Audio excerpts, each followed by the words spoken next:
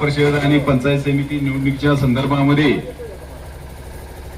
प्रचाराच्या निमित्तानं आपल्या बुरुंगेवाडी गावामध्ये आपले तालुक्याचे आदरणीय आमदार बाबासाहेब देशमुख आणि आपले माजी आमदार दीपकआबा साळुंखे पाटील, गिरडी पंचायत समिती गणातील उमेदवार, जिल्हा परिषद पंचायत समिती या सर्वांचं पहिल्यांदा बुरुंगेवाडी ग्रामपंचायत गावाच्या वतीनं मी सहर्ष स्वागत करीत आहे। या ठिकाणी गिरडी जिल्हा परिषद गण आणि पंचायत समिती सोनन पंचायत समिती गण या ठिकाणी आमची बुरुंगेवाडी या ठिकाणी बुरुंगेवाडी गावाचे एकूण मतदान 1990 असून या एकूण मतदानापैकी जवळजवळ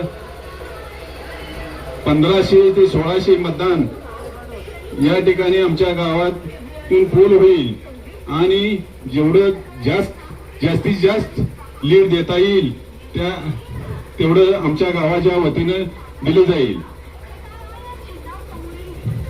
या ठिकाणी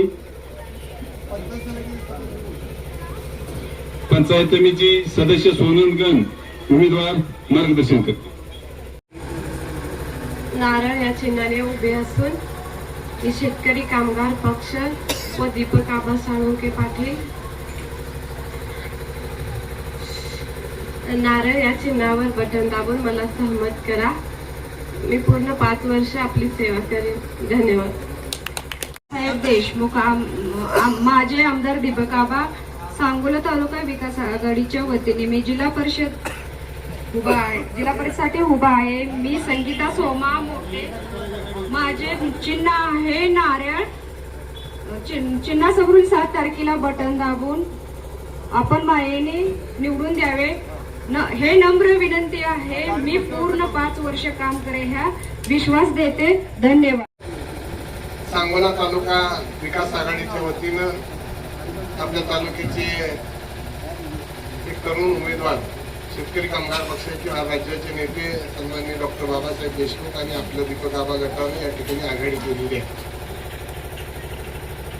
मी आपल्या सगळ्या मंडळींना बुरुंगेवाडीला मी काय फार सांगावं अशातला भाग नाही। मूळ शेतकरी कामगार पक्षाचं गट आहे, त्यामध्ये काय आता आमचा एक गट निर्माण झालेला तर त्यात निमे आलेले निमे राहिलेले त्याचं त्या बाबतीत काय कसा निर्णय घ्यायचा माझ्या परीनं मी एकदा आमदार साहेबांच्या बरोबर ऐकली आहे सगळे ऐकले बाबा सगळे आहे। फक्त आता आम्ही पण एक ठरवलेलं आहे की आता जसं आम्ही मिळून आहे तसं आम्ही आमदार साहेब पण सांगतील की ग्रामपंचायती येणाऱ्या आहेत, त्यामध्ये सुद्धा त्या पद्धतीने आपण समान मंडळीनं वाटा घेऊन एकमेकांना मदत करायची आहे। त्याचबरोबर भविष्य काळातली विकासाची कामं पाणी आता बुरुंगेवाडीला बऱ्यापैकी आले, तुम्ही जेव्हा जेव्हा सांगता तेव्हा आपण तळी भरून दिलेली आहे। राहिलेलं उर्वरित पाण्याचं काम आपण या ठिकाणी करूया एवढीच विनंती या निमित्तानं करतो। इथं आता माझ्या माहितीप्रमाणे आमदार साहेब काय 3रा विषय त्या वाढीत नाही, त्यामुळे आता काही ही पीटी आपल्याला म्हणून द्यायला काय हरकत आहे असं काही वाटत मला। तुम्ही दिसणार नाही म्हणून मला घोटाळा झाला, पण आता माझी संख्या सगळी आहे इथं आहे, त्यामुळे पुढचं काही झाले तर आमदार साहेब सांगतील पुढे आपल्याला काही निधी येणार आहे काय येणार आहे ते त्यांच्या ते सांगतील। परंतु आपल्याला या गणामधून गिरडी गणामधून विक्रमी मतानं सांगोल्यात जेवढे 7 उमेदवार आहेत त्याच्यापेक्षा सगळ्यात विक्रमी मतानं आपला घेरडी गट निवडून आला पाहिजे, त्यासाठी तुम्ही सगळ्यांनी सहकार्य करावं आणि आमदार साहेबांनी मार्गदर्शन करावं अशी अभिवादन करतो। स्वर्गीय काकासाहेबांनाही विनम्र अभिवादन करतो।